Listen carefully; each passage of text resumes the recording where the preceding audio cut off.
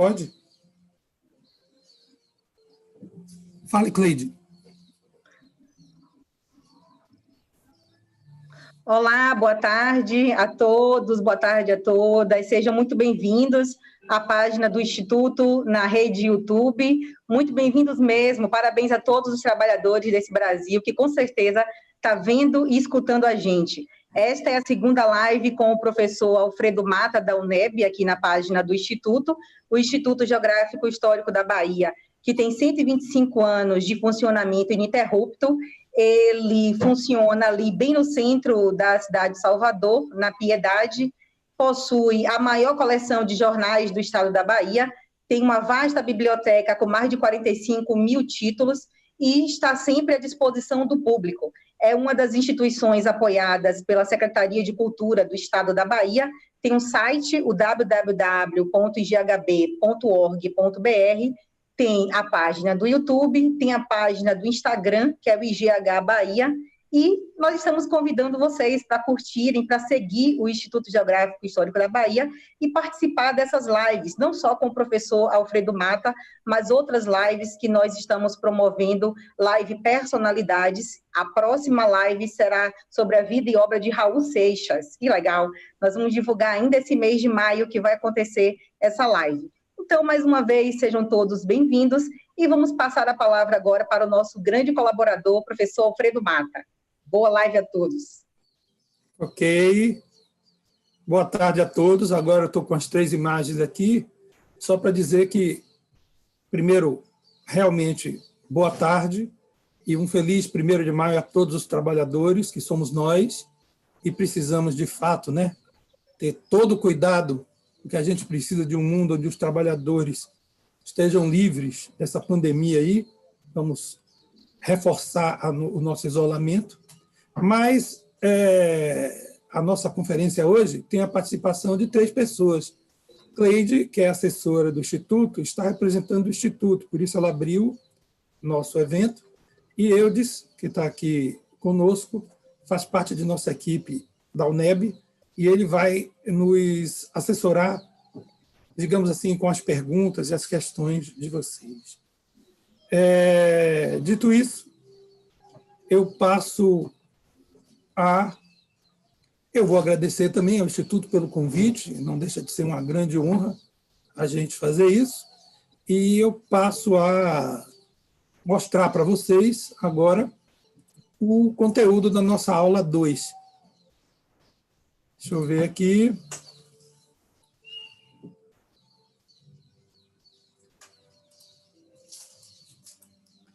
Vocês devem estar vendo aí agora uma apresentação nossa, certo?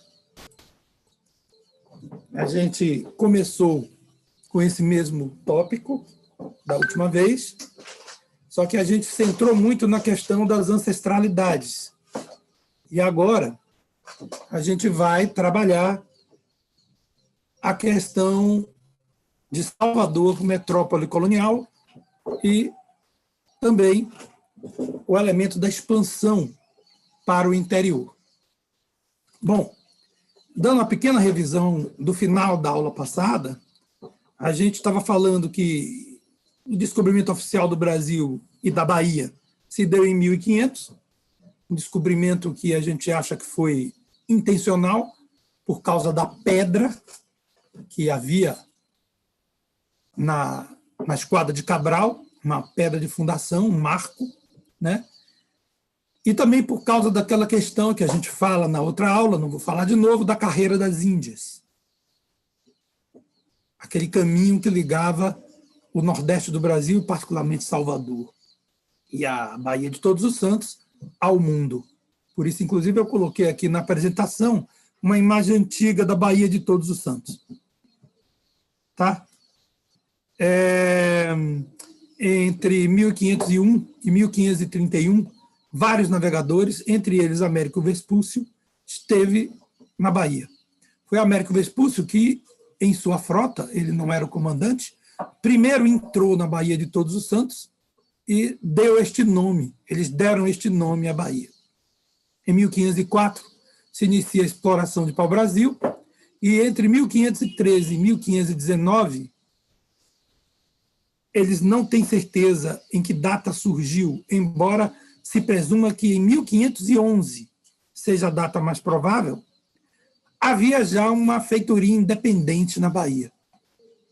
Uma feitoria independente, ou seja, sem controle português. Ela era povoada por tupinambás, portugueses, franceses, espanhóis e, de alguma forma, chefiada pelo famoso Caramuru, que aportou na Bahia em 1509. Posteriormente, ele se casou com uma índia e isso fez iniciar a nossa, pelo menos um povoado no que seria futuramente território de Salvador. Seria a Vila Velha, ou a Vila do Caramuru, ou a Vila dos Pereira, que estaria na região da Barra. Esta planta que está aqui embaixo, ela mostra a área aqui, tá? É a donataria de Francisco Pereira Coutinho, que desmontou-se com os ataques indígenas e tal. Eu acho, tudo indica, que ele, na verdade, não agradou ao Caramuru e à comunidade anterior e acabou perdendo o território. Então, esta é uma foto do século XIX, da região da Vila do Pereira. Essa igreja de Santo Antônio, da Barra, ela é muito antiga, ela é da época da vila. E o Forte de São Diogo atual, ele, tudo indica, já era o forte, já era a sede do próprio Pereira, da donataria. Essa é outra imagem, retrata também o século XIX, de Diógenes Rebouças, aquele pintor, e falamos aí da praia do atual Porto da Barra, né? Com os pescadores e as pessoas. Essa é uma foto também do século XIX, onde a gente retrata a área que seria desse primeiro povoado. Eu tenho a impressão que essas casinhas aqui, no século XIX, ainda eram muito parecidas, pelo menos no lugar onde ocupavam, com as primeiras casas, aquelas do século XVI. Tá? Falei da carreira das Índias, falei do centro administrativo, na aula 1, mostrei, acho que não mostrei, porque estávamos sem o data show, né? Sem o PowerPoint, mas aqui está a carreira das Índias. Ó. Espero que vocês estejam vendo a seta que eu estou trabalhando aqui. Né? Aqui está. A gente pode mostrar ela com... Aqui, ó, aonde que incluía Salvador como um centro importante. Imagens da Baía de Todos os Santos, antiga, aonde Salvador se situou. Olha ela ocupando aqui o porto, né? O porto onde, desde o início, se dizia que nessa baía daria todas as esquadras do mundo ancoradas. Era um porto seguro. A ilha de Taparica do outro lado. E aqui o desenho da primeira Salvador. Né? Essa lâmina, esse slide, ele mostra para vocês a questão da tragédia da capitania, né? A tragédia dos Pereira. Pereira acabou sendo devorado pelos índios na ilha de Taparica, e como isso abriu espaço para a capitania real. Como Salvador situava-se num lugar importante, um porto importante, uma baía importante, ele então se coloca numa condição de se tornar uma propriedade do rei, uma capitania que o rei tomaria conta. Tomé de Souza, primeiro governador, fundou a cidade de Salvador, com esse formato que nós vemos aqui. Né? Pelo menos as muralhas. As ruas esse mapa eu acho que é de Teodoro Sampaio, ele coloca as ruas que já existiam no século XIX e se supõe que o desenho não tenha mudado muito desde o século XVI. As construções, sim, mas o desenho dos caminhos, não. Tá? A cidade foi fundada em março de 1549. Bom, que eu coloquei aqui nessa aula, e isso já está aparente desde esta imagem aqui, esta imagem da Rota das Índias, né, da Carreira das Índias, é que quem dominasse Salvador dominaria as rotas do Atlântico, portanto, as rotas da América. Certo? Vamos seguir adiante.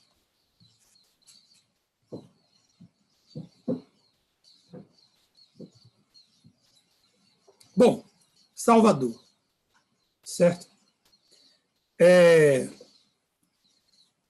O que é que a gente tem que dizer? Quem eram os antigos ocupantes? Eram índios, tá? Índios do Rio Vermelho, de Brotas, do Terreiro de Jesus. Tudo indica que tinha uma tribo de índios entre Brotas e o Cabula. A gente não sabe se é São Gonçalo do Retiro, mas por ali, né? E esses índios nos legaram muitas heranças.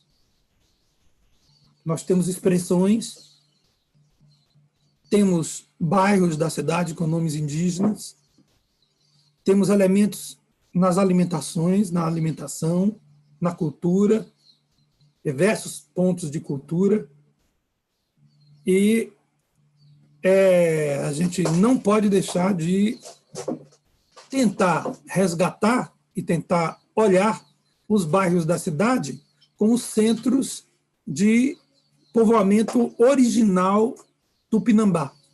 Esses índios tupinambás é que habitavam Salvador, né?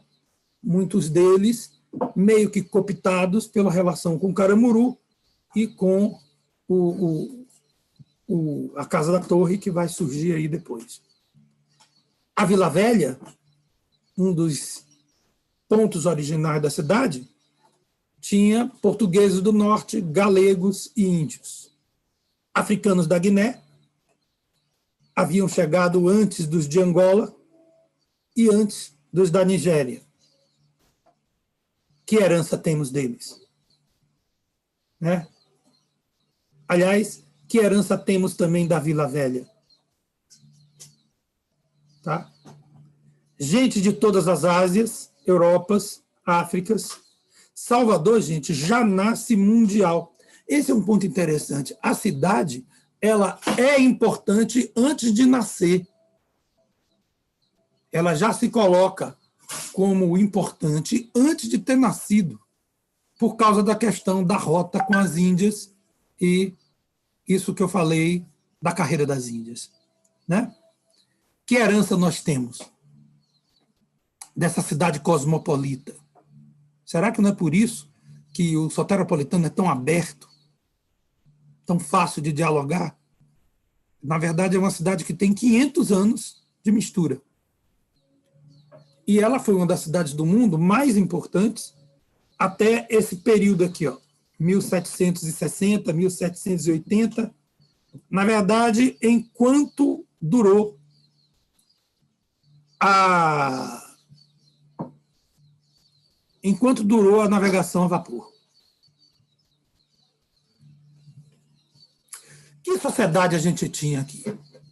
Que sociedade se implantou aqui? Eu acho que eu vou fazer uma pequena leitura, né? E, na verdade, eu vou dizer a vocês que estou trabalhando com materialismo histórico nisso. Ó. Modo de reprodução da existência. Por herança ibérica, a Bahia nasceu com organização societária e modo de reprodução social baseado na propriedade inquestionável dos fidalgos sobre os recursos de existência necessários à vida da coletividade. Eram proprietários das terras, rios, mares e da relação com a posse de monopólios do grande comércio atlântico. formalmente, as práticas de subsistência só poderiam ocorrer se permitidas pelo favor dos senhores.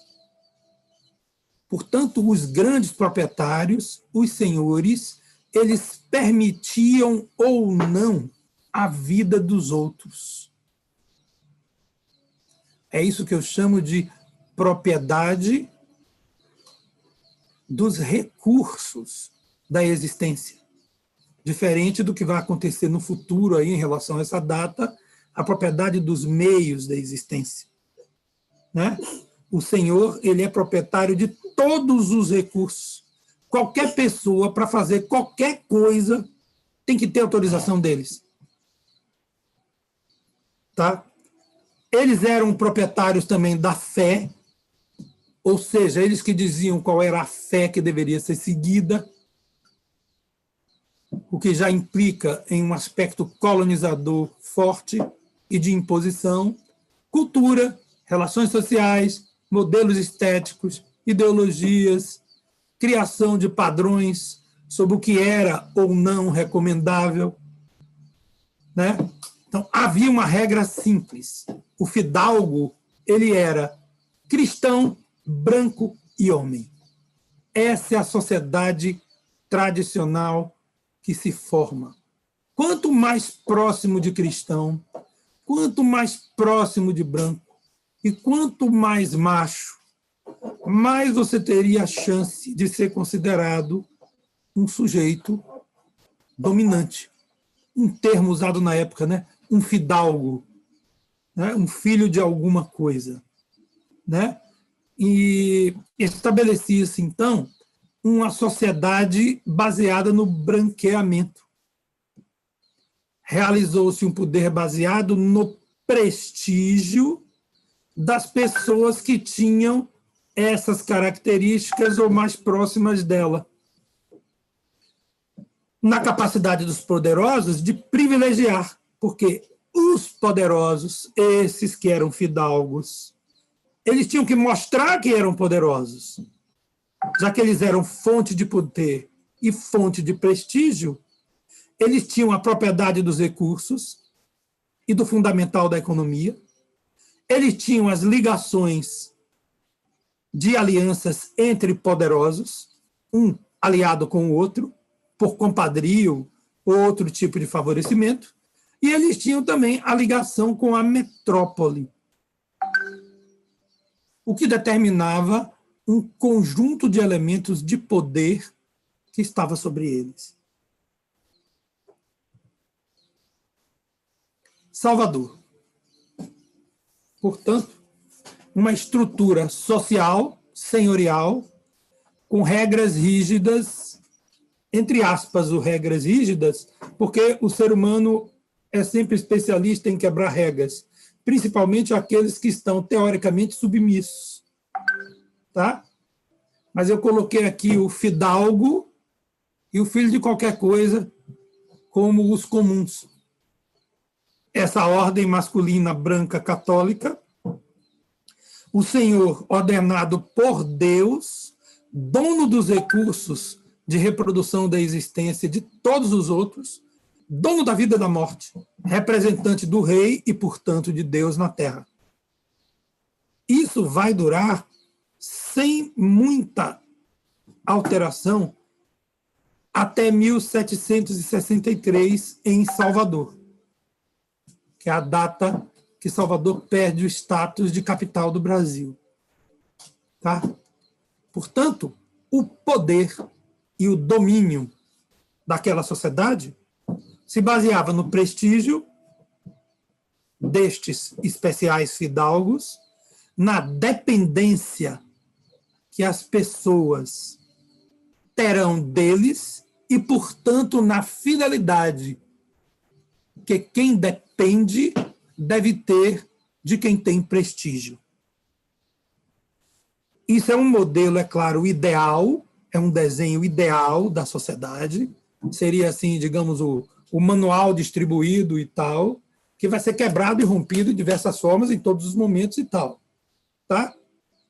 Mas a gente poderia colocar esse desenho como sendo um básico, um fundamental para entendimento do processo social e das relações de reprodução da existência deste período. Tá?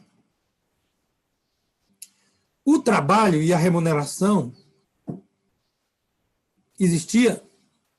Como é que a gente pode entender o trabalho e a remuneração? Bom,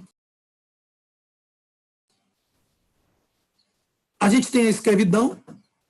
Olha, eu acho que o maior problema da escravidão é a questão da dignidade humana ferida. Porque, afinal de contas, o escravizado, ele era tratado como, ele era considerado como uma coisa, um objeto, e não um ser humano, e ele perdia a dignidade por isso. A relação com a cor da pele, eu havia colocado aqui para vocês que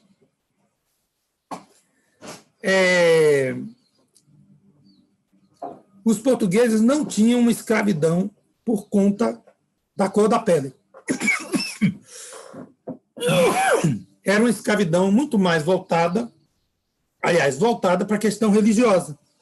Mas durante o período colonial, em particular, a partir do final do século XVI, início do XVII, quando o tráfico de escravos passou a ser dominado pelos holandeses, os holandeses impuseram a escravidão por cor de pele.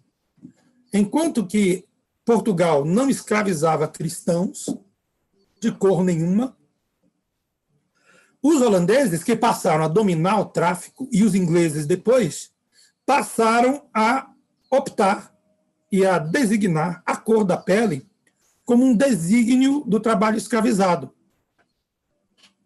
Esse é um ponto importante para a gente entender também a colonização da Bahia.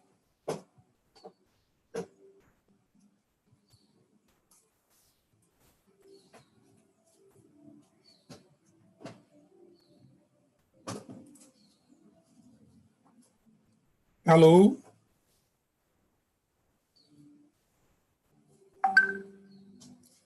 Vocês estão me ouvindo ainda aí? Está tudo certo?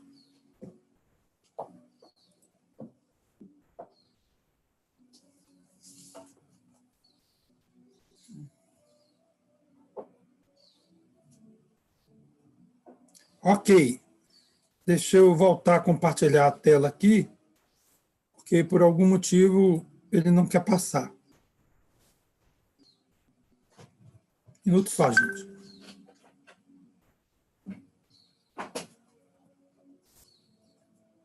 Agora já foi. Vamos mais, então. É preciso entender, eu acho que isso era uma coisa até que Luciana queria que eu falasse para vocês, para alguns de vocês, que ela disse que alguns interessados nesse curso estão interessados na história dos bairros de Salvador. Então, veja, Salvador é um polo, ainda que pequeno naquela época, ainda que só a gente pode designar Salvador nesse pequeno espaço que está aqui, pequeno pedaço de mundo que está aqui, ainda assim, certo? Salvador era um polo dinamizador. Salvador se vinculava ao interior, Salvador se vinculava às regiões do mundo e aos seus arredores, o que fazia com que a cidade dinamizasse o seu entorno. Então, Salvador começou a dinamizar o que hoje serão os bairros da cidade. Ela começou a dinamizar o que hoje serão os bairros da cidade. Ela dinamizava o Recôncavo e o Baixo Sul. Ela virou uma referência para o interior da Bahia, acabou influenciando a formação de todo o Brasil e as ligações do Brasil com o resto da América e com o mundo via a carreira das Índias. Tá? Esse é um ponto importante para entender a cidade. E os seus bairros, quer dizer, cada um dos atuais bairros como região de plantio de alimento, fazenda, pesca, quer dizer, com suas vocações próprias, passou a existir de acordo com o diálogo que tinha com esse centro dinâmico que produziu o comércio internacional e a mistura entre todos os povos e culturas que Salvador fazia. É preciso que a gente tenha a dimensão de que isso vai acontecer até negativamente. A influência do polo dinâmico em Salvador não é sempre positiva. Por exemplo, a região do Cabula vai ser influenciada. E desde muito cedo vão se formar quilombos. Portanto, era uma relação dinâmica com a cidade, com a capital, né? Efeito da capital, mas não que a capital tivesse necessariamente que gostar disso. Os quilombos eram reações ao escravizado, reações à escravidão, né? E isso marca o que o Cabula será, né? A Liberdade, desde o início, passou a ser residência de artesãos, de mestres de ofício. Então, veja que também é uma consequência de uma cidade que precisa de ofícios, que precisa de alfaiates, que precisa de calefates, que precisa de artesãos. Que nós temos algumas fotos, daquilo que Salvador dinamizava, certo? Nós temos aqui Cachoeira, temos uma foto de Nazaré das Farinhas, Itaparica. Eu acho que essa terceira foto aqui, quarta foto, é de Camamu. Aqui é Nazaré também. Então, a famosa Interlândia, que Kátia Matoso define muito bem. As três baías, né? Aliás, as duas baías, a Baía de Todos os Santos, a Baía de Camamu e a região das ilhas, né? Como um grande mar interno, desenvolvendo, eu diria, uma matriz cultural própria, uma tendência original, muito africana, com elementos indígenas, elementos portugueses, misturados, o que seria o nosso recôncavo. Salvador era o centro, o coração da relação desta Bahia e de suas cidades. É impressionante como o sotaque português destas cidades é o mesmo de Salvador. Quando você sai dessa área para a Feira de Santana, quando você sai para Alagoinhas, quando você visita Ilhéus, Itacaré, o diálogo, o sotaque já é outro, né? Essa ligação pelo mar, pelos barcos de baixo calado, a ligação através dos saveiros, que nós estamos vendo aqui, né? Alguns saveiros estão aqui na imagem que é de Cachoeira, né? Ele acabou unindo todo o recôncavo, fazendo com que o recôncavo tivesse tivesse dentro de um grande mar interno, de acesso por um grande mar interno da capital. Então, essa região se desenvolve muito e em diálogo com a cidade. E muito cedo. Já no século XVI mesmo, o recôncavo está todo povoado por fazendas e por núcleos e vilas que vão se desenvolver nas cidades hoje famosas de Santa Amaro e outras. Essa aqui é Santa Amaro, aqui embaixo, Santa Amaro. Tá? Aqui eu acho que é Maragogipe. São as cidades parceiras de Salvador nesse processo de 400 anos de navegação interna, de idas e vindas de todo tipo de gente para todo tipo de finalidade e da construção dessa Interlândia e desse recôncavo. Os holandeses. Bom, a cidade era realmente muito importante, como vocês devem saber, mas se não sabem, eu vou dizer agora. Desculpem os torcedores do Vitória, mas eu não pude deixar de fazer isso aqui. Faz parte, né? Mas vocês devem saber que no final do século XVI, Dom Sebastião, rei de Portugal, resolveu invadir o Marrocos de uma vez e tentar fazer o que era o plano português, né? O plano português era esse. Os portugueses queriam se juntar aos etíopes, que também eram cristãos da África, e juntos esmagariam o Islã e eliminariam o Islã do mundo, e o mundo voltaria a ser todo cristão. O nosso Dom Sebastião entrou na jogada, foi até a África, levou um exército enorme, não sei quantos mil portugueses foram, acho 50 mil, uma coisa assim, e foi um desastre. Porque os marroquinos, os berberes, atraíram os caras para o deserto, ele cheio de armadura de ferro, cheio de coisas pesadas, e eles foram atacados por uma cavalaria leve dos islâmicos e foram arrasados. Mas duas consequências disso. Uma é a ascensão da Espanha ao trono português, porque Filipe II o Grande, por uma relação de família e de casamento, na vacância do trono português, ele conseguiu fazer o que ele queria fazer há muito tempo, uma União Ibérica e um Império Ibérico. Dizem que esse foi o império mais poderoso da história da humanidade de todos os tempos. Porque durante uns 50 anos, talvez mais, a Espanha não tinha concorrente. Nenhum outro reino se atrevia a ser diretamente contra a Espanha, de tão poderoso que eles eram. E eles tentaram esmagar o mundo protestante, que a essa altura emergia no norte da Europa, né? Os primeiros protestantes, calvinistas e tudo mais.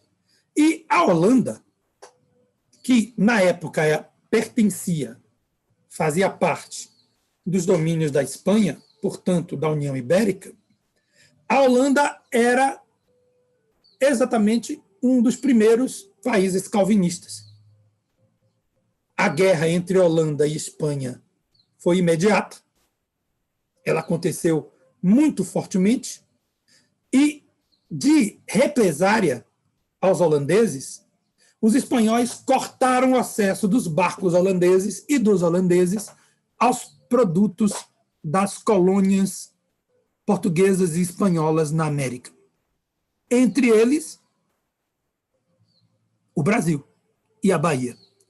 E como a Holanda era um centro industrial produtor de açúcar, entre outras coisas, a Bahia e Pernambuco, produtores de açúcar, viraram o desejo, aquilo que os holandeses mais queriam, porque senão iam quebrar com o processo histórico deles.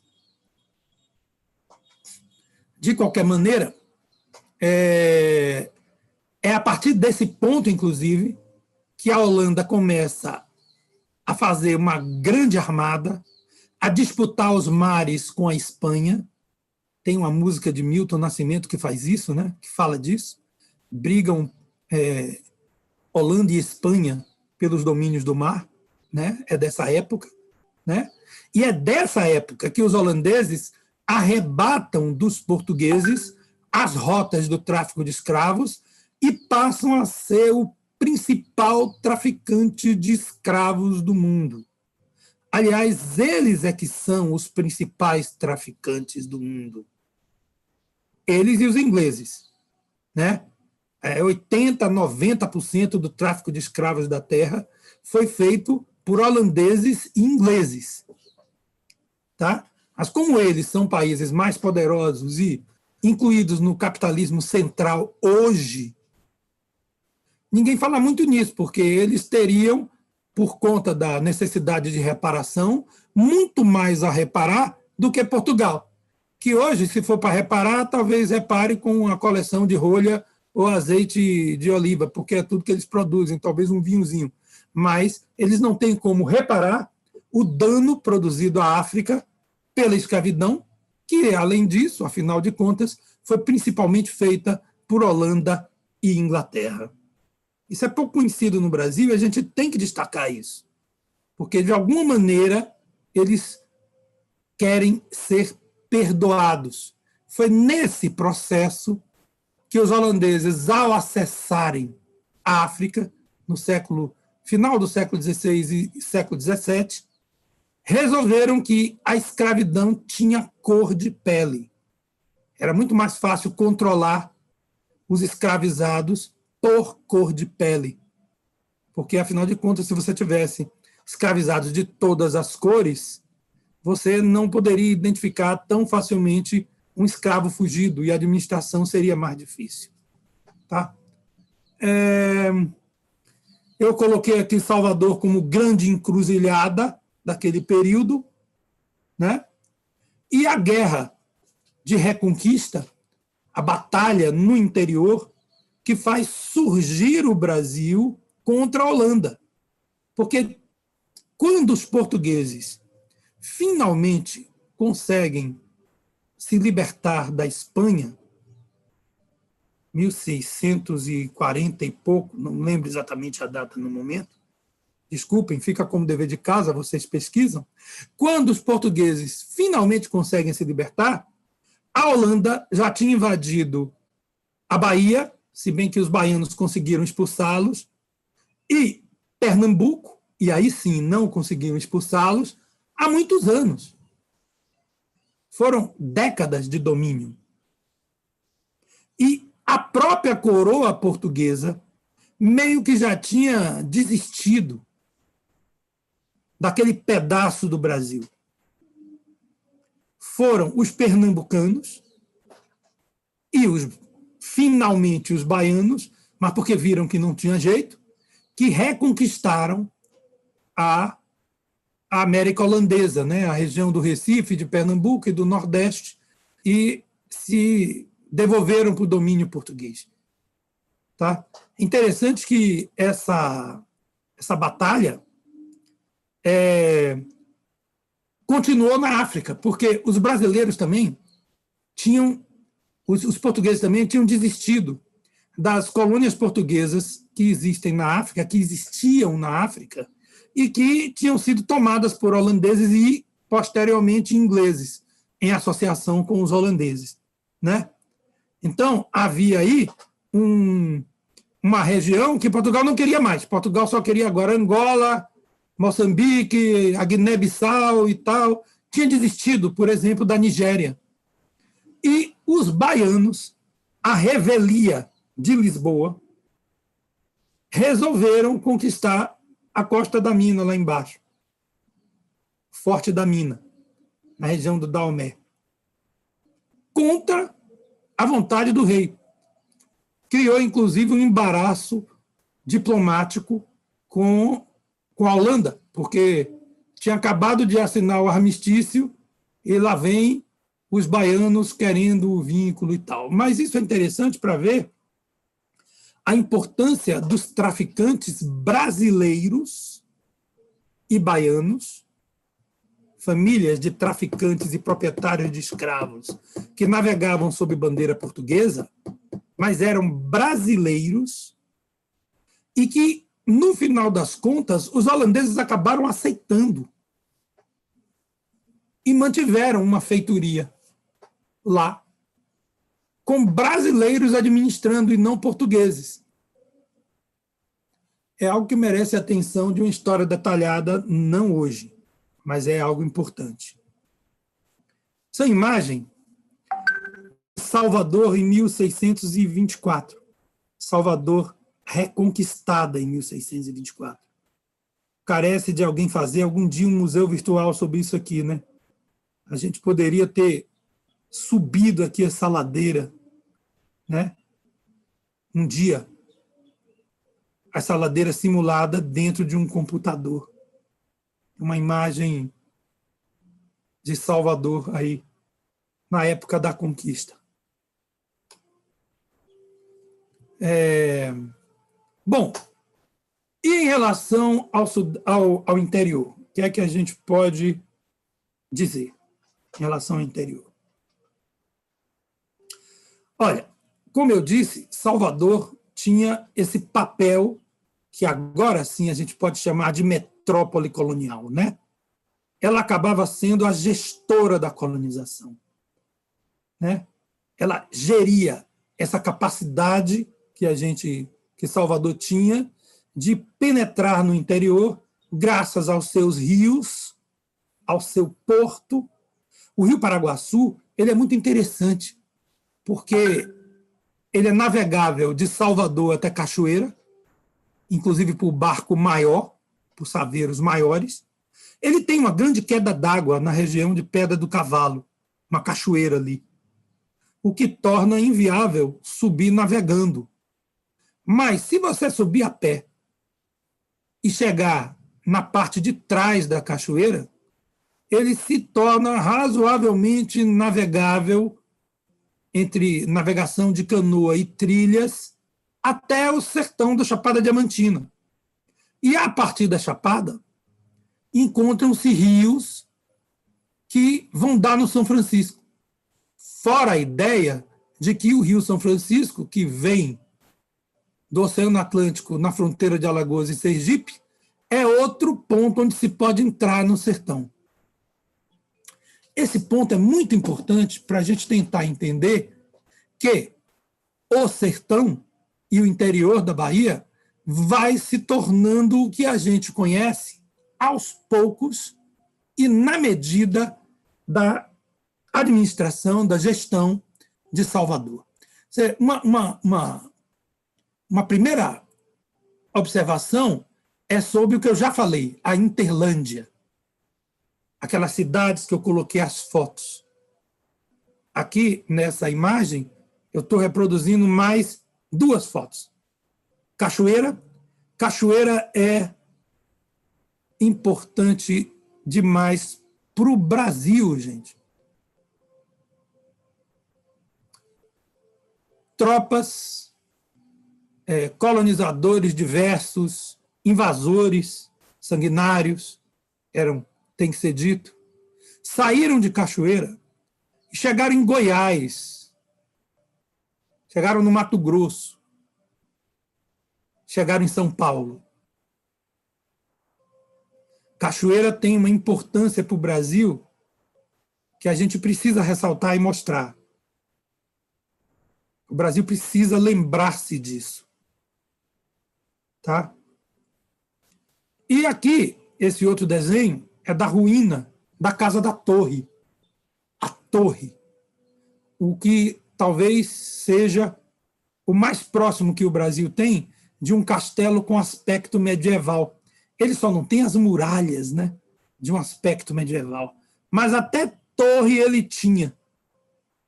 E a torre era importante por causa dessa vista para o mar, que ele mostra aqui, ó, essa vista para o mar. Certo? E essa vista para o mar dá uma condição da Casa da Torre, que ficava mais ou menos aqui, de avisar, inclusive os holandeses, a invasão, eles tinham condição de avisar, a chegada de qualquer presença incômoda na cidade de Salvador, que estava abaixo. Tá? O Recôncavo e o Baixo Sul, portanto, essa região em torno da Baía de Todos os Santos, da Baía de Camamu, da ilha de Tinharé, aqui, é uma região povoada por instâncias, fazendas e plantation de cana-de-açúcar, tabaco, muitas famílias que começavam a viver da subsistência, da produção de alimento, da herança indígena, e eram regiões do mar interno. a resistência indígena nessa área foi forte, mas a proximidade de Salvador era muito grande, eles acabaram se implantando. Ilhéus, Porto Seguro, a região do Cacau e a região do Descobrimento, eu, na aula passada, falei, os índios do sul da Bahia, eles eram tapuias, em grande parte, eles foram resistentes a ponto da colonização se atrasar nas regiões onde o Brasil foi descoberto. Principalmente em Porto Seguro. Ilhéus demorou um pouco menos, mas também foi difícil o assentamento da vila de Ilhéus, né? Mas a região de Porto Seguro, só depois que o Brasil ficou independente, que conseguiu começar a se povoar.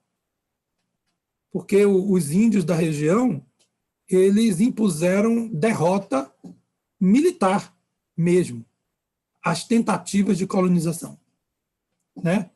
Eram índios nômades, tapuias, chamados tapuias, e parece que não davam vida fácil ao colonizador. E mesmo quando a colonização começa a acontecer no século XIX, não se dá por uma derrota indígena.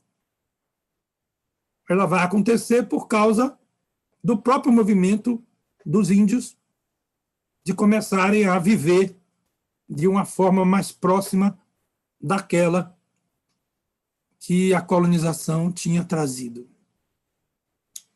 E eu queria destacar a Casa da Torre e a Casa da Ponte. A Casa da Torre era uma fazendinha que começava ali na Pituba. Ela tinha essa área que está de verde aqui, na Bahia, mas ela seguia para o Piauí. Há quem diga que ela foi a maior fazenda que já existiu na face da Terra, com praticamente 1 milhão de quilômetros quadrados. E a Casa da Ponte, de Guedes de Brito, com sede em Cachoeira, essa, aliás, é antigo casarão lá dos Guedes de Brito, essa família colonizou do Rio São Francisco para baixo, na direção de Minas Gerais. Uma coisa interessante da história da Bahia é que muitas cidades vão surgir dos currais destas casas.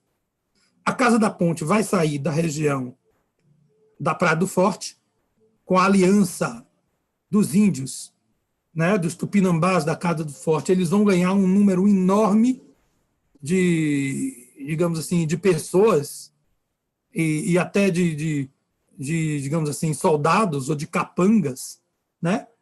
E eles vão penetrar essa região daqui, onde eu coloquei a seta,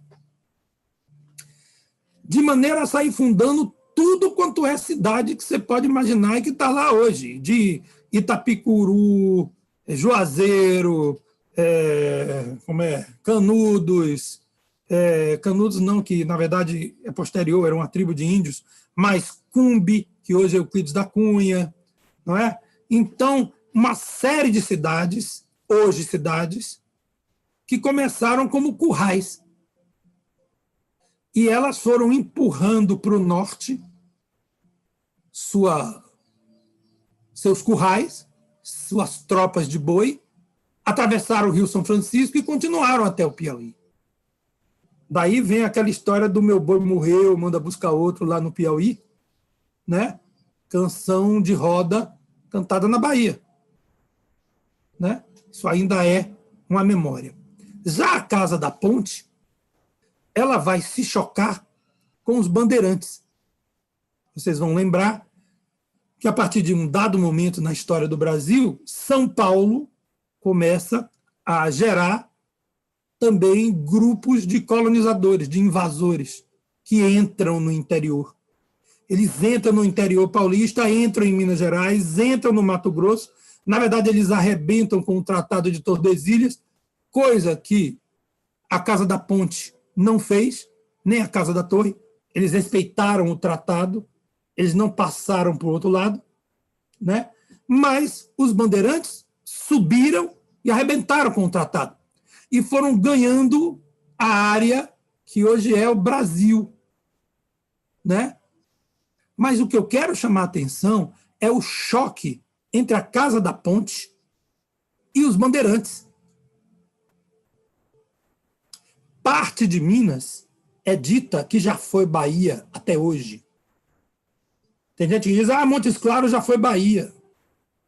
Teófilo Otoni já foi Bahia. Por quê? Regiões de povoamento da Casa da Ponte. E alguns bandeirantes subiram, confrontaram a Casa da Ponte, combateram a Casa da Ponte e vieram fundar cidades aqui na Bahia. No sul, sudeste da Bahia, região de Brumado, de Rio de Contas, até Mundo Novo, toda aquela área ali, tem cidades que são de origem da colonização da ponte, tem outras que têm origem nos bandeirantes. Isso explica algumas rivalidades que hoje em dia você encontra em cidades da região, que ninguém sabe por que são rivais, mas quando você vai estudar a fundo, lá atrás, há 200, 300 anos atrás, 200 não, 300, 400, a origem da rivalidade está na forma de povoamento e nos grupos de povoadores rivais. As guerras entre Januária, Minas Gerais, e Carinhanha, Bahia, são famosas. Guerras de jagunços entre os dois grupos, certo? Então, esses elementos, en passant, espero que vocês tenham tempo de aprofundar na história de cada município, se alguém do interior estiver me vendo, são fundamentais para entender as famílias do interior, o povoamento do interior. O conflito com os índios, a administração do conflito com os índios. E até os quilombos. Aliás, o oeste da Bahia, está aqui, ó, ele vai ser povoado primeiro por quilombos. Porque os ex-escravizados, foragidos desse regime de exploração, descobrem que a área a oeste do São Francisco não é muito ocupada e eles se estabelecem ali. Antes de muito do que virá depois de colonização, de Barreiras e outras cidades que vão acontecer no oeste da Bahia. Então, os quilombos, eles precedem essa região, né? Eu acho que eu acabei dando uma visão geral do povoamento da Bahia. Percebam que por trás de todo esse povoamento está Salvador, estendendo sua influência metropolitana. Porque a Casa da Torre povoa e tem como elemento de ligação e de fortalecimento desse povoamento o gado.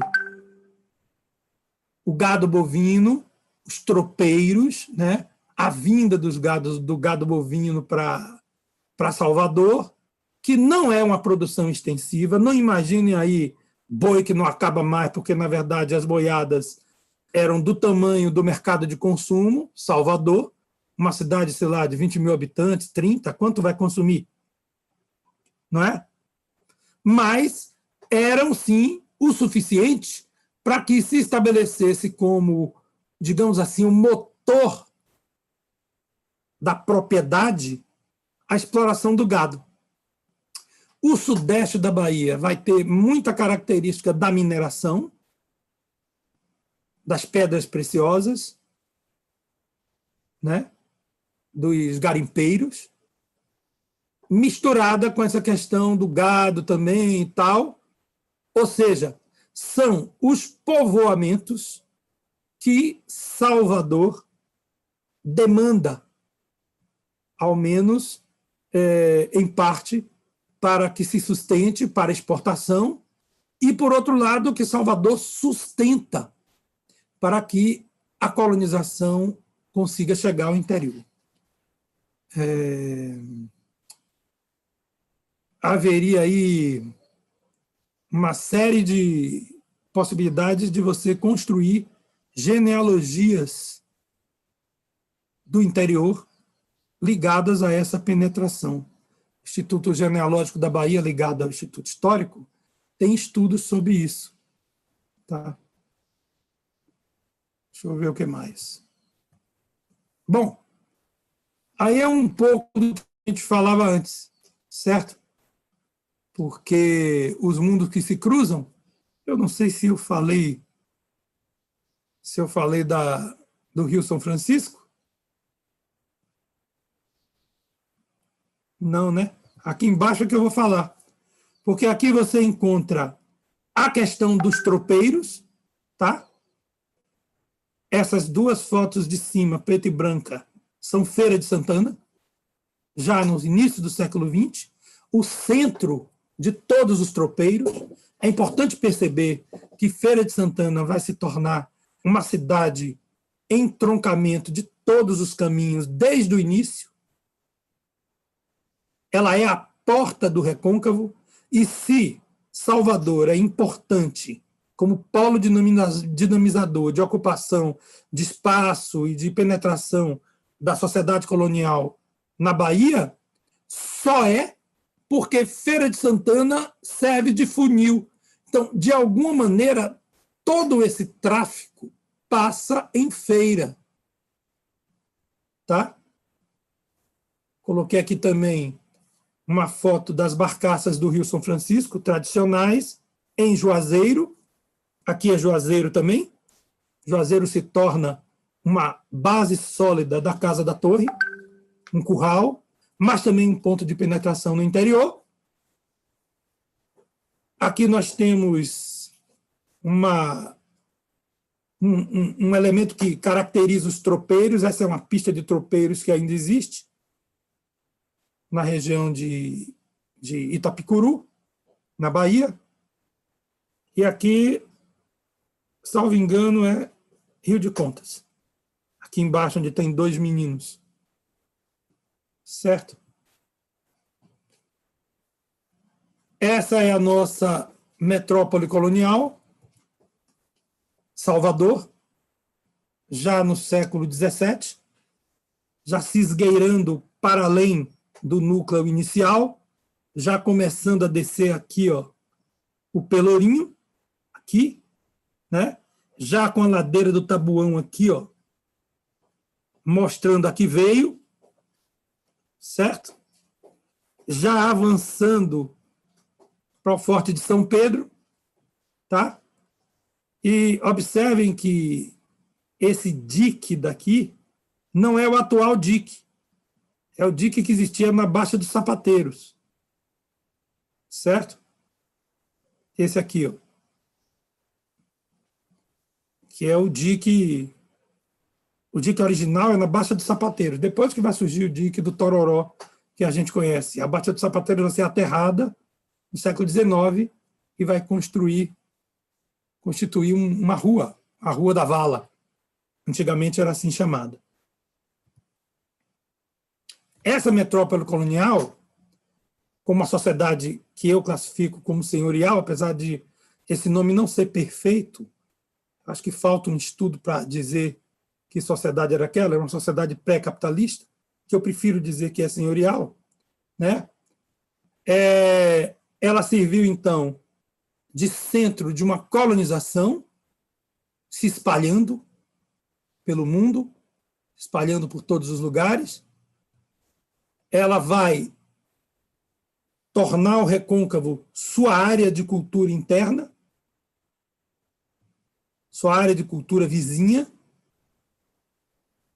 e ela vai espalhar a Bahia que conhecemos pelo litoral sul, pelo sertão, pelo Rio São Francisco, pelo garimpo, pelas chapadas e até pelo oeste, ainda no período colonial.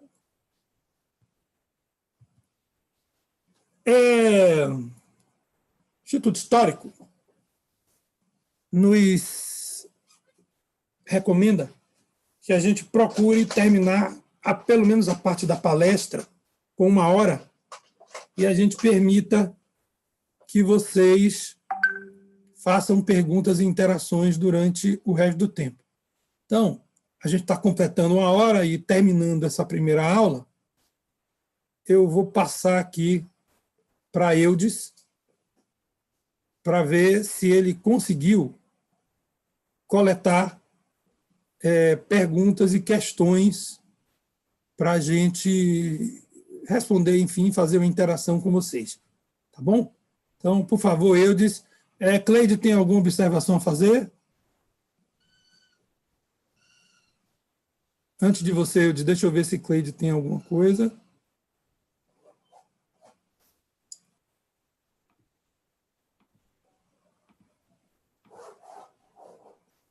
Tem?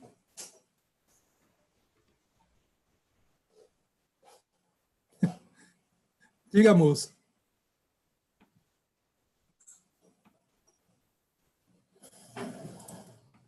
Pode falar.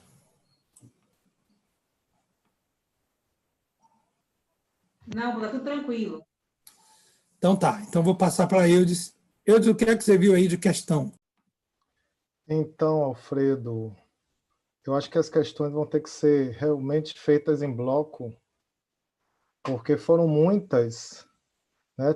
Temos em média umas 9 questões, fora que muita gente fez questão de fazer algum comentário, parabenizando, enfim, ou fazendo algum acréscimo. Bom, então eu destaco os comentários de Karina Bahia, Marta Mello, a Karina traz lembranças do curso de História na UXAL. A Marta Mello informa que a imagem que você mostrou, superior à direita, na realidade é de Jaguaribe, o Paço Municipal, onde tem a cadeia do sal e o porto da cidade. Acho que é Jaguaribe mesmo. Uhum. A Natália Maria dos Santos falou sobre o privilégio de estar em sua live, e Marli Ribeiro diz que a União Ibérica teve fim em 1640. Já o senhor José Newton, ele fala que Fidalgo é filho de alguém, e concorda com o que você falou, né? Um filho importante da nobreza. O Fidalgo tinha sobre os vassalos o poder medieval de baraço e cutelo, né? Que é igual a corda e faca. E aí a gente pode fazer perguntas por blocos, pode ser? Então, pode ser, sim. Murilo Simões, ele pergunta, como você também está falando dos bairros de Salvador, fale um pouco sobre o Dique de Tororó e, na oportunidade, a invasão holandesa. A Lei dos Santos Lima, gostaria que você ponderasse acerca da tragédia do Pereira na ilha de Taparica. E Ana Lúcia pede para você falar um pouco sobre os índios de Massarandupió, na linha verde, se tem alguma história. E depois a gente vai para mais 3. Pode ser?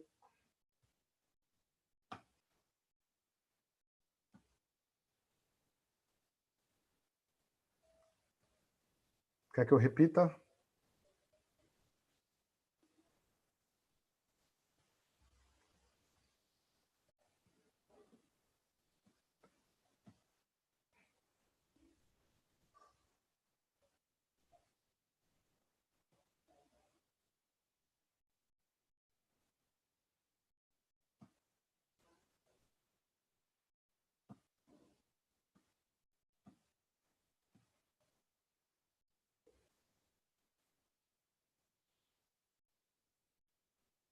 Pode repetir, por favor, as perguntas, as 2 primeiras.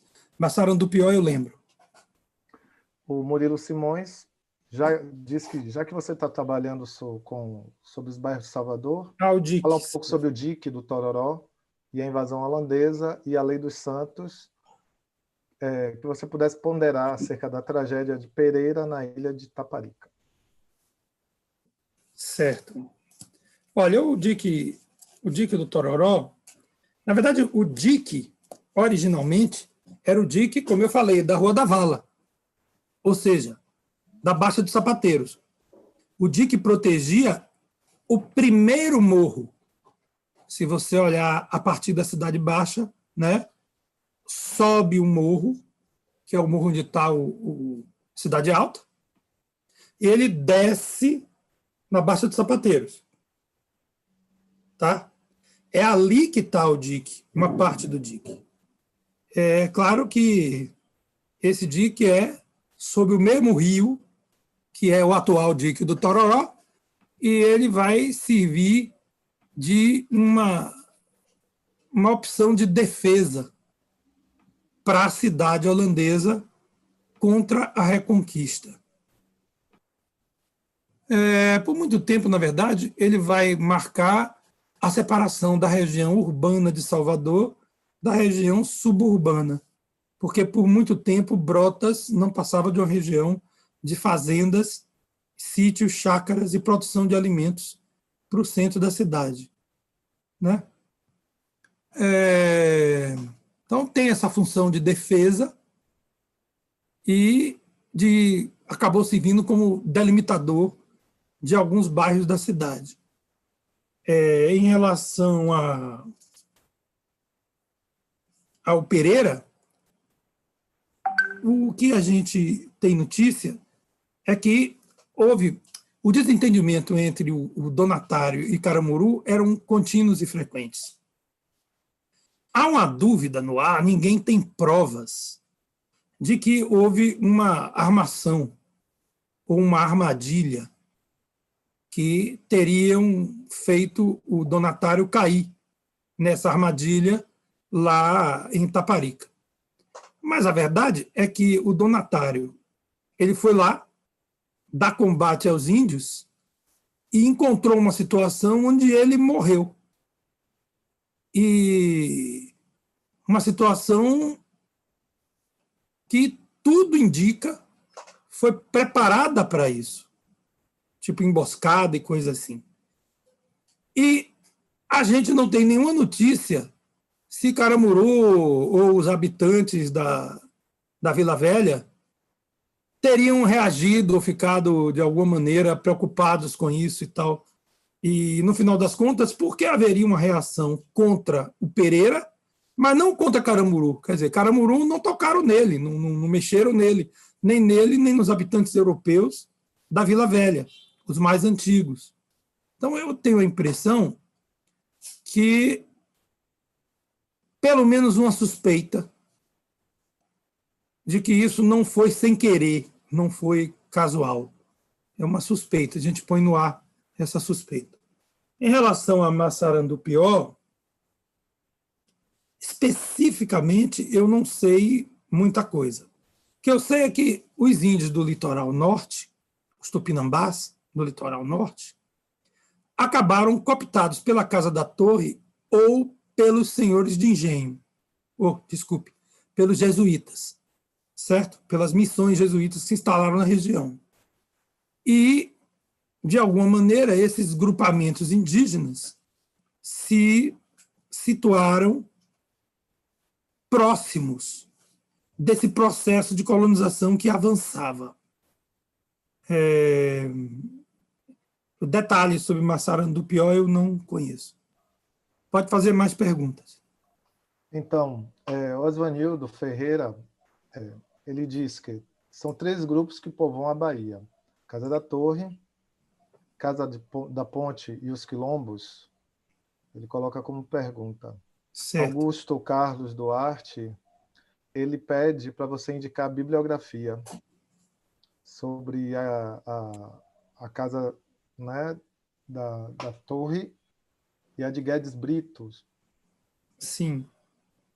Bom, e a Lei dos Santos Lima, ele diz o seguinte: são várias versões que tratam do uso do subsolo do mercado modelo, como suposto local de comercialização e ou prisão de escravizados. Nesse sentido, qual a real utilidade daquele espaço na Bahia colonial, do subsolo do mercado modelo, enquanto espaço de comercialização e ou prisão de escravizados? Qual é a utilidade? Certo. Bom, em relação aos povoadores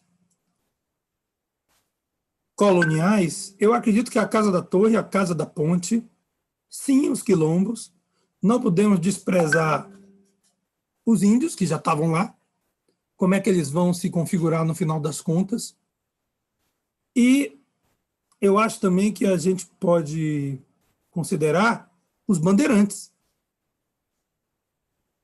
Os bandeirantes, quer dizer, o povo que veio do sul. É interessante como Do mesmo jeito que a gente pode dizer que o norte de Minas parece com a Bahia, o sul-sudeste da Bahia parece com Minas. Tem aí uma região de transição, né, entre os dois. Bibliografia. Olha, sobre a Casa da Torre, tem o livro excelente de Muniz, como é o nome dele? Antônio Muniz, certo? O Feudo é o nome do livro. Estou esquecendo o nome dele, rapaz. É Muniz. Esqueci agora. Luiz Muniz. Estou esquecendo o outro nome dele, tá? Que é o Feudo, o nome do livro. E existe uma tese na internet que, se você procurar, você vai achar, inclusive, aquele mapa que eu mostrei, onde eu mostrei a Casa da Torre, a Casa da Ponte, ele foi tirado dessa tese. E, nesse momento, eu não tenho aqui na cabeça o nome do autor, mas eu posso fazer o seguinte, eu posso passar a apresentação para o Instituto Histórico para ela botar na página, junto desse vídeo, e aí as indicações estarão lá. Certo? Mais perguntas, Zilde? Tem mais alguma coisa? Tem sim, eu acho que tem 3 últimas. Eu deixei de responder alguma? Não, acredito que não. Certo. As 3 últimas é de Márcio Torres, e pergunta se existe algum vestígio de descendência da antiga Vila do Pereira na região. Eu acho que isso foi uma pergunta. Fábio Pereira de Souza, ele faz um comentário. Vale ressaltar, durante a invasão bátava, que a ocupação dos portugueses escravos na região do Rio Vermelho resultou na criação do Quilombo do Rio Vermelho. O senhor poderia falar mais sobre? Que ele faz um comentário e depois, ao final, ele faz a questão sobre essa criação do Quilombo do Rio Vermelho, né? E Fábio Pereira, ele pergunta sobre a relação do Quilombo com portugueses durante a invasão holandesa. E que Quilombo? Se existe algum vestígio de descendência da antiga Vila do Pereira na região do Porto da Barra. Eu não entendi a terceira pergunta. Ele pergunta da relação deste quilombo com os portugueses durante a invasão holandesa. De que quilombo? Do Rio Vermelho? Quilombo do Rio Vermelho. Ah.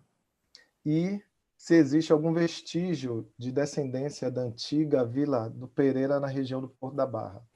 Que parece com a primeira pergunta. Isso. Olha, eu acho que existe. É um acho. Eu acho que porque a gente precisa confirmar, né? Mas o que acontece? A Vila dos Pereira, a antiga Vila Velha, ela se esgueirava entre o Porto da Barra, a Vitória e a Graça.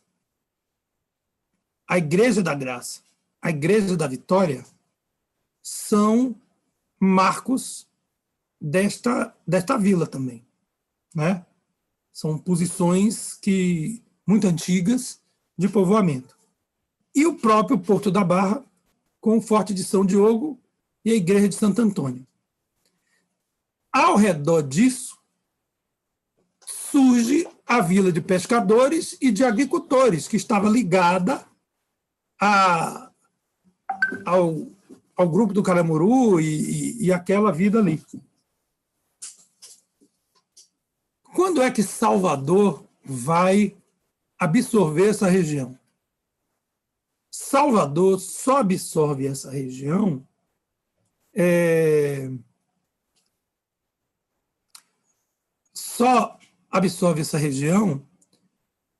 no século XX.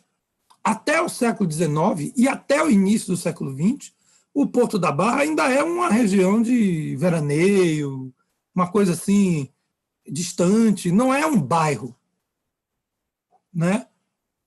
Então, o que quer dizer isso? Que a parte moderna, as construções modernas, são recentes. É do século XIX para cá. a sobrevivência de algumas casas populares na região. No Porto da Barra tem uma espécie de uma vila, um beco ali, que ainda é de pessoas pescadores. Na Ladeira da Barra tem aquela comunidade, que agora eu não lembro o nome. Na Vitória também tem um beco, né? Acho que é a Vila do Brandão, na Ladeira da Barra. E essas regiões, elas têm todas as características de um povoamento que vem desta época. Se não é uma área exatamente da época, são áreas que foram povoadas e ocupadas a partir desse núcleo original aí. Fora isso, tem as construções sólidas, né? As 3 igrejas que eu citei e o forte. Em relação ao Quilombo do Rio Vermelho, de fato, foi criado o Quilombo do Rio Vermelho, mas o Rio Vermelho ele tem um povoamento muito antigo também, porque ali tinha uma tribo de índios na região da Mariquita, ao largo do rio. É um dos lugares onde se identificam uma tribo de índios. E eu acho muito difícil que a gente, se a resistência, se o núcleo da resistência aos holandeses foi no Morro do Conselho, é muito difícil que eles não tenham tido uma relação com o Quilombo, porque eles eram praticamente vizinhos e provavelmente foram, inclusive, colaboradores um do outro, para poder a resistência dar certo. É o que eu posso dizer nesse momento. Então, Alfredo, posso continuar? Sim. Bom, o Márcio Torres pede para retificar que a pergunta sobre a descendência da vila do Pereira na região foi feita no Porto da Barra, feita por ele. Já Beatriz do Bugras pergunta: quando você falou sobre a escolha da cor para a escravidão, qual era o critério para a escolha da cor negra? Difícil resposta, né? O que eu posso... Como é o nome dela? Beatriz. O que eu posso, Beatriz, é conjecturar, certo? Eu acho, porque até o século XVI existiam escravos brancos, inclusive na Europa, em Portugal e Espanha. Na África, eles eram mais comuns, né, nas cidades do norte da África. Mas esses escravizados brancos, eles eram, pelo menos que eu saiba, eles eram islâmicos. Eles eram seguidores de fé islâmica, em Portugal e Espanha. No norte da África, não. Eles podiam ser até cristãos, porque no norte da África os senhores eram islâmicos. A conta é de que no século XVI haviam aproximadamente 2 milhões de escravos brancos. 1,5 milhão de escravos brancos. Mas, durante o século XVI para o século XVII, o tráfico de escravos se transformou num grande negócio, muito maior do que era antes. Dizem até, e eu inclusive concordo com isso, que o tráfico de escravos foi o grande formador de acúmulo de capital da sociedade capitalista. O principal, né? O que faria com que o capitalismo devesse à África a sua própria existência. Portanto, o tamanho da reparação deveria ser maior ainda. E eu estou falando aqui de quem acumulou esse capital, o sistema bancário do capitalismo. Né? Mas eu acredito, porque qual foi o movimento? Olha como uma coisa bem feita. Vocês certamente já estudaram em algum lugar a Inquisição. E a gente estuda a Inquisição como um ataque cristão católico a quem não era cristão católico. Judeus, islâmicos e protestantes. Tem um lado da Inquisição que se alia à escravidão. É que a Inquisição obriga Portugal e Espanha, a população de Portugal e Espanha, a acabar com a escravidão branca. Por quê? Todos os brancos cristãos não podiam ser escravizados. Então, se eu exigisse que a população toda fosse cristianizada, ou seja, eu não quero mais islâmico aqui, nem judeu aqui, se eu fizer essa exigência, eu acabo fazendo com que todo mundo vire cristão e, portanto, não possa mais ser escravizado. Então, durante o século XVI, XVII, ocorre o fim do escravo branco em Portugal e Espanha, nos dois países. Ao findar o escravo branco, me parece que se torna mais fácil, mais viável para o traficante identificar a cor da pele como uma característica do escravizado, primeiro para administrar a identificação de quem é escravizável no olho, na vista. Né? E é um momento onde a Europa está se tornando o centro do mundo, o tal do eurocentrismo nascente, e eu talvez ache que eles se interessavam nisso. Mas havia uma coisa que eu acho ainda mais forte, que é o fato de você, quando um escravo branco fugia, como é que você ia pegar ele, né? Se um escravizado branco fugisse em Portugal e fosse parar em Paris, ninguém pegava mais ele, né? Porque não havia essa coisa da identidade da cor com o status de escravo, escravizado. Então, eu acho que, a partir do momento em que você se preocupa em identificar o escravizado para sempre, uma condição permanente, a cor da pele acaba sendo o elemento que diferencia. Então, eu imagino, eu penso que esse caráter da necessidade de você coibir, de você proibir o escravo, ou diminuir a possibilidade dele se organizar fora da escravidão, é um fator que favorece ao negro se tornar escravo, a cor da pele se tornar escravo. O outro que favorece é que, afinal de contas, é uma terra distante. Então, aquelas pessoas diferentes daquele jeito, talvez fosse mais fácil, mais, sei lá,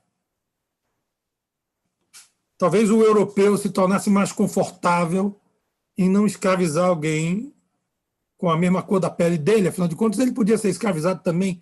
E aí o cristianismo deve ter reforçado essa característica. Mas são conjecturas, né? Eu acho que é por isso. Os documentos da época fazem coincidir isso. Uma forma que você tem de identificar mais facilmente quem é escravizado e quem não é escravizado. Tem mais alguma pergunta que eu esqueci? Não? Tem sim. A lei do Santos Lima lembra que você não explicou sobre a questão do subsolo do mercado. Ah! E E tem mais uma da mesma pessoa, são várias versões que tratam do uso subsolo do mercado modelo, como suposto local de comercialização e ou prisão de escravizados. Qual a real utilidade daquele espaço na Bahia colonial? E há evidências históricas sobre essa questão? Olha, o mercado modelo é uma construção nova. O que eu sei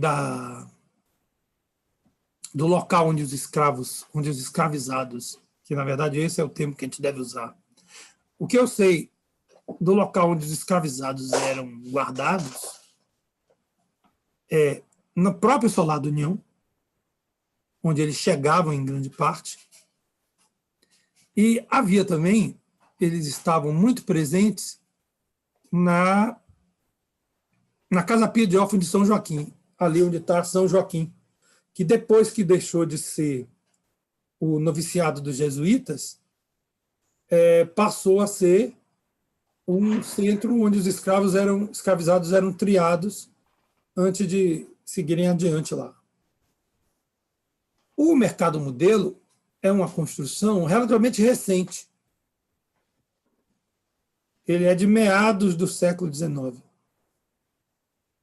Como é uma alfândega, né? Um prédio de alfândega, tudo que chegava era controlado por ali. Agora, não esqueçam que, a partir de um certo momento, há a abolição do tráfico. E com a abolição, o fim do tráfico marítimo, começa a ficar mais difícil que eles fossem comercializados a partir de barcos vindo da África, porque já seria ilegal que chegassem com escravizados. E que a construção é recente, ela é nova. É muito mais nova do que a Igreja da Conceição da Praia, do que outras coisas ali presentes. A alfândega, eu tenho ancestrais meus já registrados, o avô do meu avô viu a alfândega ser construída em vida. Ele foi testemunha. Então, não está tão longe assim. Eu acho que aquela parte de baixo serviu, sim, para que pessoas estivessem ali, possivelmente escravizadas. Mas não na quantidade e nem no tipo que ficou na Casa Pia de São Joaquim ou no Solar da União, porque esses recebiam navios negreiros. E o mercado modelo, se recebeu navio negreiro, foi por muito pouco tempo. Tá? Se eu não me engano, a inauguração dele é 1860, alguma coisa, e pouquíssimos anos depois já estava proibido o tráfico. Agora, essa é uma pergunta, é o tipo de pergunta para a Antonieta responder. Antonieta da Guiar Nunes. É o que ela sabe, assim, refinadamente. São esses detalhes de prédios e patrimônio. Terminei. Ok, Alfredo, não tem mais nenhuma pergunta a fazer. Certo. Então, eu gostaria de pedir a vocês que dessem o famoso like, né? Que vocês botassem aquele positivo, porque, afinal de contas, tem menos positivo do que gente assistindo. Aumentem o número de inscritos no canal do Instituto. Eu vou publicar essa aula tanto aqui no canal do Instituto como no meu canal. E agradeço muito vocês aqui presentes. Na verdade, esse é um ato de comemoração de 1º de maio. Né? O Instituto Histórico fez essa comemoração virtual em meio à pandemia. E eu não sei se Cleide quer falar alguma coisa sobre certificação e finalizar o nosso encontro. Eu passo a palavra para o Instituto Histórico, agradecendo mais uma vez também a Eudes, todos vocês pela presença. Por favor, Cleide, pelo Instituto, é você. por essa brilhante explanação. Em nome da diretoria do Instituto, que estava representada nessa live aqui, saudar o vice-presidente, nosso grande professor José Nilton Pereira, que acompanhou nossa live até o final. Saudar os associados do Instituto, em nome de Maria das Graças Cantalino, que também está aqui presente nessa live. E agradecer a todos que estão aqui, que ficaram do início ao final. Agradecer imensamente a internet do senhor, que colaborou brilhantemente para que nada desse errado. Não caiu, foi excelente. Agradecer mais uma vez a Secretaria de Cultura do Estado da Bahia, pedir às pessoas que sigam o Instituto nas redes sociais, no site, no Instagram, no YouTube, inclusive comentando essa live de hoje, o que vocês acharam, sugestões para as próximas lives, nós vamos divulgar sempre por aqui. Mais uma vez, informando a todos que o isolamento é a medida mais eficaz contra o coronavírus. Fiquem em casa, pelo bem da saúde dos seus familiares, de vocês, e pelo bem da saúde de todos. Muito obrigada, parabéns aos trabalhadores desse Brasil por esse dia, e fiquem bem, fiquem em casa. Boa noite.